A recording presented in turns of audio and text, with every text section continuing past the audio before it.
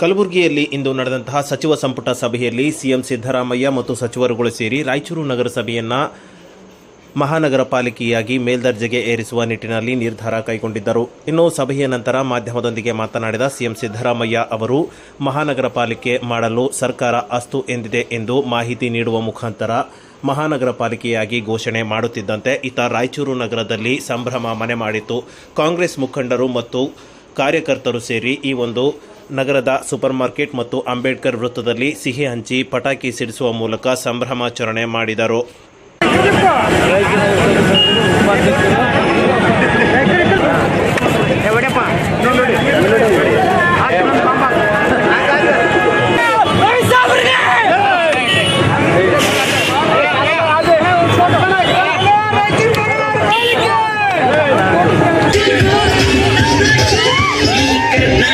ಈ ವೇಳೆ ಮಾಧ್ಯಮದೊಂದಿಗೆ ಮಾತನಾಡಿದ ವಾರ್ಡ್ ನಂಬರ್ 2 ನಗರಸಭೆ ಹಿರಿಯ ಸದಸ್ಯರಾದ ಜಯಣ್ಣ ಅವರು ಈ ಒಂದು ಐತಿಹಾಸಿಕ ನಿರ್ಧಾರ ತೆಗೆದುಕೊಂಡಿರುವ ಸಚಿವ ಸಂಪುಟ ಸಭೆಯ ಎಲ್ಲ ಸಚಿವರು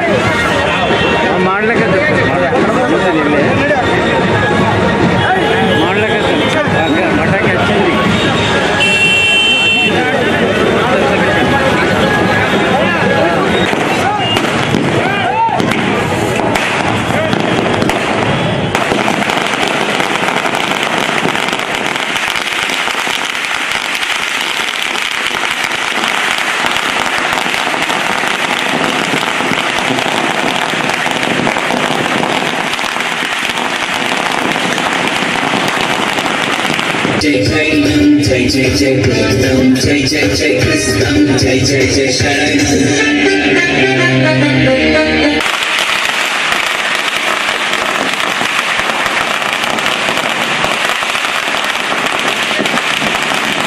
ರಾಯಚೂರು ನಗರಸಭೆ ರಾಯಚೂರು ನಗರಕ್ಕೆ ಅತ್ಯಂತ ಸಂಭ್ರಮದ ಸಂತೋಷದ ದಿನ. 72 ವರ್ಷಗಳ ನಂತರ ರಾಯಚೂರು ನಗರಸಭೆ ಗ್ರೇಡ್ 1 ನಗರಸಭೆಯಿಂದ ಇವತ್ತು ಕಾರ್ಪೊರೇಷನ್ ದರ್ಜೆಗೆ ಮೇಲೇರಿಸುವಂಥದ್ದು ಏನು ಸಂಪುಟ ಸಿದ್ದರಾಮಯ್ಯ ಅವರ ನೇತೃತ್ವದಲ್ಲಿ ನಿರ್ಧಾರ ತೆಗೆದುಕೊಂಡಿದ್ದಾರೆ. ಆ ನಿರ್ಧಾರವನ್ನು ನಾವು ಸಂಪೂರ್ಣವಾಗಿ ಅಭಿನಂದಿಸ್ತೇವೆ ಮತ್ತು ಅವ್ರಿಗೆ ಕೃತಜ್ಞತೆ ಅರ್ಪಿಸ್ತೇವೆ. ನಮ್ಮ ಉಭಯ ಸಚಿವರಾದಂಥ NS ಬೋಸರಾಜ್ ಸಾಹೇಬರಿಗೂ ಮತ್ತು ಡಾಕ್ಟರ್ ಶರಣ್ಪ್ರಕಾಶ್ ಪಾಟೀಲ್ರಿಗೂ ಮತ್ತು ಎಲ್ಲ ಸಂಬಂಧಿಸಿದ ಸಂಪುಟ ಸದಸ್ಯರಿಗೂ ರಾಯಚೂರು ನಗರಸಭೆ ಅತ್ಯಂತ ಆತ್ಮೀಯವಾದಂಥ ಕೃತಜ್ಞತೆಗಳನ್ನು ಅರ್ಪಿಸುತ್ತದೆ.